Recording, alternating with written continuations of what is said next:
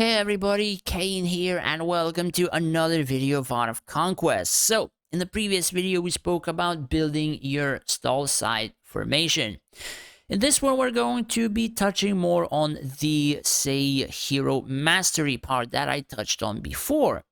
So I said you can put Divine 6 on Virion, he's gonna survive the longest, and he's gonna help you healing your stall site. The thing about that is you have to take into consideration that the further the game goes, the more Virion will, how can I put it, fall off. Because the thing is, the more research you have, the more breakthroughs you get, the more features you raise. I don't know if especially the new ones, because the new ones have a lot more emphasis on attack value. But the more HP you raise on the gladiators and some breakthroughs, the better they become than paladins, because paladins kind of start dying rather quickly. So, the way you can do it is you can move that particular buff on your Balrog. I tried probably like more than a few months ago, and at that particular time, my Balrog sometimes got one-tapped by, I think, Tisafin or something like that. So I still remained in terms of Virion on the stall side with that particular buff. And instead, I granted this one for Balrog.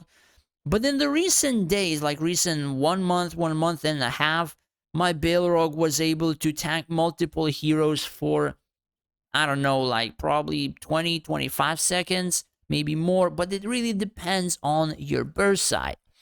So that is another way that you are able to do. And simply because, let me show you why.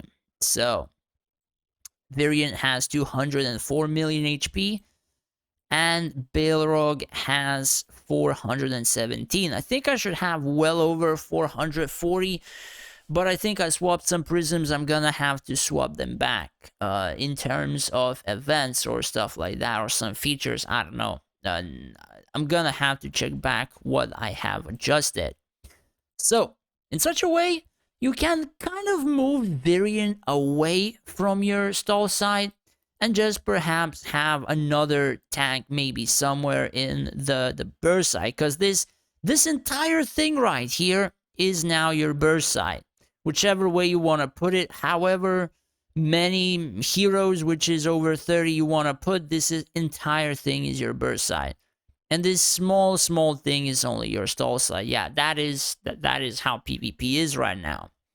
So the other way you can use that Divine 6 is if you think the enemy is going to always focus your buffers, you can just try and cheese that.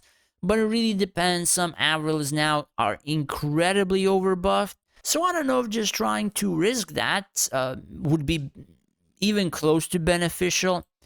The other way you can do it is put it on your burst side and have more chances to win burst versus burst. The other one is you can put it somewhere closer to the front line and have your gladiators being healed constantly, while your dragon would get some healing as well. There are a ton of ways in which you can utilize this particular buff, but more usually it's used in the the stall side on Balrog.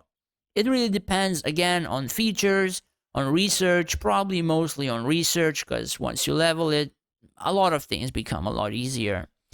So with that, it even depends on what you play, how you're able to cast abilities. Like, a ton of things come into consideration, and people might not understand what it is to play on, say, an iOS phone and how it is to play on a PC.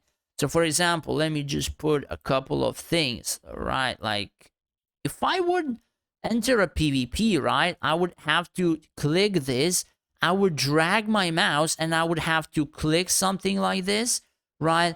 And the thing about that, if I click this and then I aim with my mouse, I have to go with my mouse, and if I suffer a D-click, and in some stream fights, people notice that I suffer like 5 to 8 D-clicks, I have to drag this mouse down, double click it, drag it back up. If I get a D-click, also double click it, and the fight is just going on for like 4 to 5 seconds without me being able to cast anything.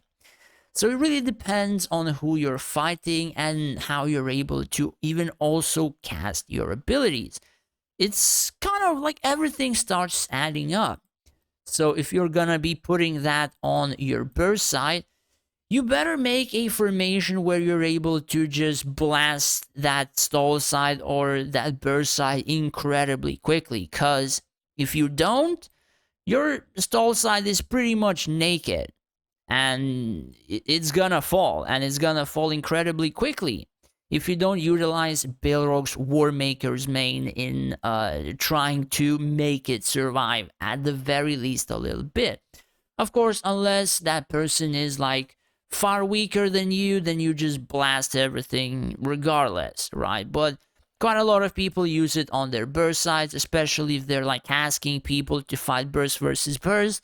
You gotta know that you're gonna suffer some of these shenanigans. Like, if somebody would ask me to fight burst versus burst, I would inspect what stuff they had on their burst 100%. Like, there wouldn't be even a slight chance that I would not check. Because from the fights that I have done and checked, man, you wouldn't believe how toxic and you know, shameful people can be. They would do this because they want to beat you and then portray themselves as a lot better than you. But if you would have gone their stall side, you would have cleaned them like I don't friggin' know what. Like you would have wiped the floor with those people. So there are a ton of nuances like that. And not only the Divine 6 can be used in such a way, there's plenty of buffs. Again, I've spoken about Kitano, spoken about Hopnia.